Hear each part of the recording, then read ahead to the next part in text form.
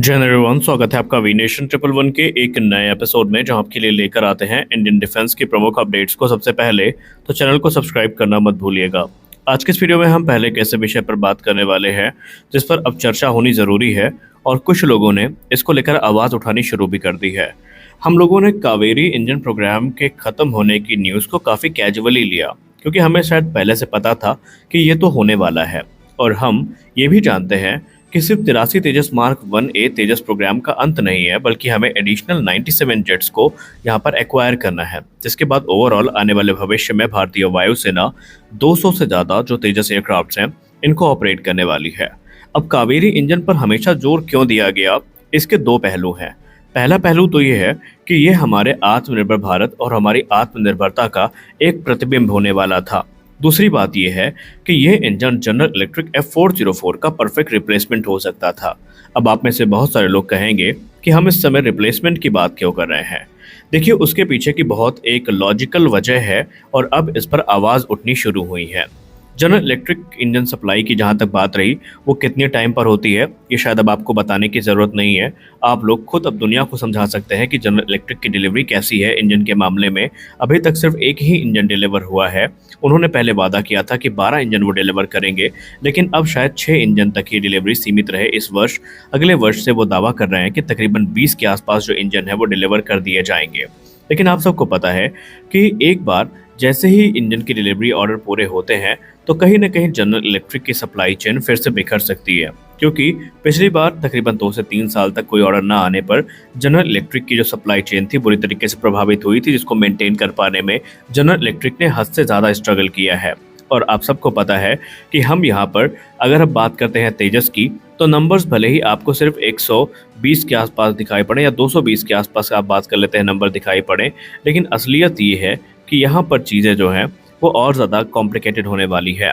क्योंकि अगर हम नंबर्स की बात करते हैं तो आपको ये पता होना चाहिए कि ये एयरक्राफ्ट तकरीबन 3 से 4 दशक तक अभी भारतीय वायुसेना को सर्व करेगा। और आप सबको अच्छे से पता है कि एक एयरक्राफ्ट में हमें एवरेज तकरीबन 3 इंजन स्वैप देखने को मिलते हैं, यानी अपने सर्विस लाइफ के दौरान तकरीबन 3 इंजन चेंज से ये एयरक्राफ्ट गुजरते हैं और प्रत्येक इंजन तकरीबन 10 वर्ष तक अपनी सर्विस देता है। तो ऐसे में हमें इनिशियली अगर देखा जाए तो अगर हम 2 का भी एवरेज लेके चलें तो हमें 400 से ज़्यादा इंजन्स की ज़रूरत पड़ने वाली है।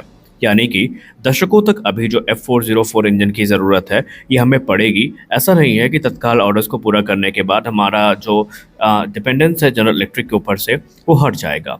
तो मांग ये उठ रही है डिफेंस के गलियारे पर कि जब हमें पता है कि नंबर्स जो है 400 से 500 तक हो सकते हैं, तो हम इनके लोकल प्रोडक्शन को लेकर इंसिस्ट क्यों नहीं कर रहे हैं। आखिरकार क्यों हम पूरी तरीके से अमेरिका पर डिपेंडेंट है। अगर हम इस इंजन की लोकल मैन्युफैक्चरिंग कर लेते हैं तो हमारी बहुत सारी समस्याएं खत्म हो सकती हैं। और ये पहली बार आवाज़ नहीं उठी है। आपको याद होगा 2023 में भी ऐसी रिपोर्ट सामने आई थी, जब भारतीय वायुसेना के ही सीनियर ऑफिशियल्स ने ये मिनिस्टर ऑफ डिफेंस को सलाह दी थी कि आप अमेरिका से बात करें और जनरल इलेक्ट्रिक के साथ जो F404 इंजन की लोकल मैन्युफैक्चरिंग है उसको शुरू किया जाए भारत में ही। लेकिन उस समय F414 इंजन को प्राथमिकता दी गई और कहा गया कि लोकल मैन्युफैक्चरिंग अगर होगी तो वो F414 की होगी, F404 की नहीं होने वाली है। और फिर उसको ठंडे बस्ते में रख दिया गया।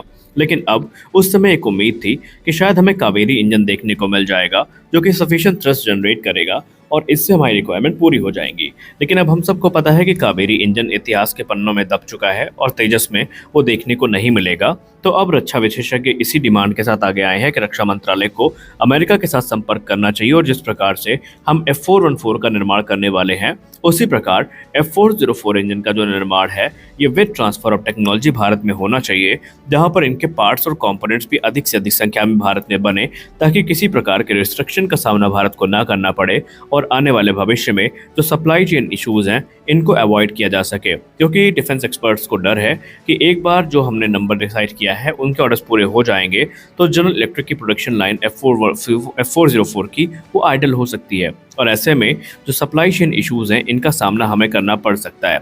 लेकिन अगर यही काम भारत में with transfer of technology benefit किया जाए तो हम इस चीज़ को अवॉइड कर सकते हैं। और निस्संदेह एक्सपर्ट्स का मानना है कि जितने बड़े नंबर्स पे हम बात कर रहे हैं, कोई भी कंपनी इसको मना नहीं कर पाएगी, क्योंकि ऑलरेडी हम F414 का निर्माण तो करेंगे ही करेंगे, लेकिन अगर F404 भी भारत में बनने लगे या इन पे जो अमेरिकन पार्ट्स और कंपोनेंट्स हैं, जो क्रिटिकल पार्ट्स और कंपोनेंट्स हैं, इनका निर्माण भी शुरू हो जाता है, तो फिर भारत के लिए ये एक राहत की खबर हो सकती है। लेकिन इस पॉइंट ऑफ टाइम पे आपको बता दें कि अमेरिका के संदर्भ में हम ये नहीं कह सकते कि अमेरिका इस डील को मान ही लेगा, इस प्रस्ताव को मान ही लेगा, लेकिन बातचीत करने में क्या बुराई है, क्योंकि इंजन एक ऐसी चीज़ है जिसने तेजस प्रोग्राम को हिला के रख दिया है।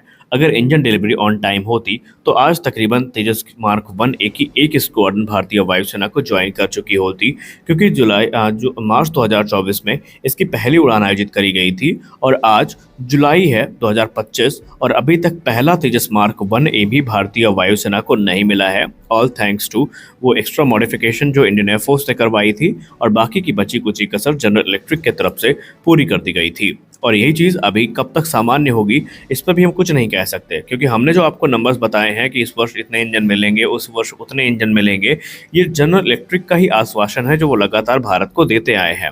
तो ऐसे में हालात काफ़ी गंभीर हैं। अब दूसरा यहाँ पर सिनेरियो क्या हो सकता है? दूसरा सिनेरियो वही है जो कि विवादास्पद है और अब इसके भविष्य को लेकर तो खुद हम लोग संशय में हैं कि हमें देखने को मिलेगा या नहीं मिलेगा।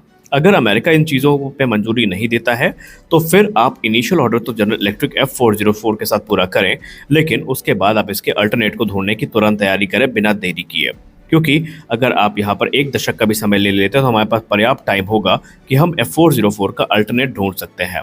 अब उसमें दो ऑप्शन है। पहला ऑप्शन है M88, जो कि M88 T-Rex अभी और प्रपोज किया गया है, ये हमारी रिक्वायरमेंट को पूरा कर सकता है, या इसके अलावा आप कावेरी 2.0 प्रोग्राम को वैसे ही चलने दें जैसे चल रहा है, क्योंकि GTRE के वैज्ञानिकों ने कई बार मीडिया के सामने आकर के इस चीज़ को एक्सेप्ट किया है कि हमारा जो कावेरी 2.0 होगा वो ना सिर्फ 90 किलोटन से ज़्यादा का थ्रस्ट जनरेट करने में सक्षम होगा, बल्कि भारतीय वायुसेना के जो तेजस फाइटर्स हैं इनकी रिक्वायरमेंट पूरी हो सकती है। हालांकि आपको बता दें कि कावेरी इंजन के खत्म होने से उतना प्रभाव शायद हमारे तेजस प्रोग्राम को न देखने को मिले, क्योंकि हम सबको पता था कि जो पुराना कावेरी इंजन है वो सिर्फ 73 किलोटन का थ्रस्ट जनरेट करने में सक्षम है, या बहुत खींच करके भी अगर हमने इसको इंक्रीज किया तो वो 79 के आसपास ही जाएगा, जो कि लगातार हो रही तेजस में इम्प्रूवमेंट और तेजस के रिक्वायरमेंट के हिसाब से काफ़ी कम है। और ऐसे में यहाँ पर GTRE का कहना था कि जैसे ही कावेरी ड्राई इंजन सर्टिफाई होगा तो हम एक नए कोर के साथ कावेरी 2.0 का निर्माण शुरू करेंगे। तो अभी जो मौजूदा रिपोर्ट सामने आई है ये कावेरी इंजन को लेकर आई है।